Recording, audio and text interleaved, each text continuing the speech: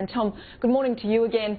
Bill Shorten and other Labor MPs, no doubt, are likely to focus on another issue in question time in Parliament this afternoon, with Tony Abbott under increasing pressure to confirm or deny those asylum seeker bribe claims. Yeah, and these are claims that Australian authorities paid thousands of dollars to people smugglers to turn back boats and take them back to Indonesia when they were either international or Australian waters. These claims have been made, as we say. There have been a few different responses from the government. There was initially a one-word answer from the Immigration Minister, Peter Dutton. He said no to this but wouldn't expand any further, saying it's an on-water activity. The government doesn't comment on that. And the Prime Minister over the weekend said essentially that this was not something he would go into in any detail. He said that the message should be clear that by whatever means, Australia does not allow asylum seeker boats to get to Australia. What Labor is pushing for now, they're writing to the Auditor-General and wanting an investigation as to whether or not some bribery payments or payoffs were made.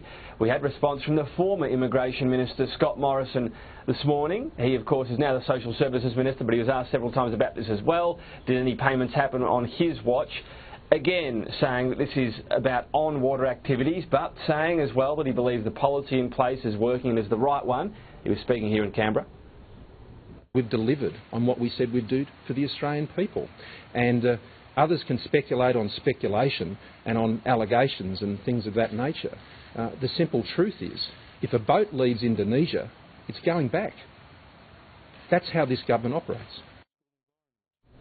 So what we're not getting at the moment is from the government whether or not this did happen. And when legal experts, some of them are saying that if it did, it would constitute Australia effectively playing, well, its own role within people smuggling by paying these people, obviously not to head to Australia, but to head back to Indonesia. This was Don Rothwell from the Australian National University on AIM Agenda. It's tantamount to people smuggling activity that Australia's engaged in. If Australia's allegedly made a payment to people smugglers to take them from one place on sea to another place being Indonesia, that's effectively people smuggling, and that's, I think, how Indonesia is now viewing those allegations. And as we know, the Indonesian government is conducting an inquiry.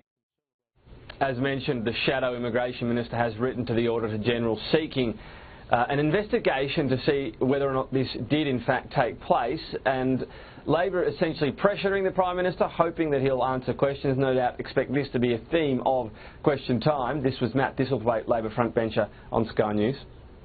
The Prime Minister really does need to come out today in the Parliament, the measure and the forum for accountability to the Australian people, and just tell us whether or not, no riddles, no rhetoric, no more, just tell us yes or no, have these payments been made?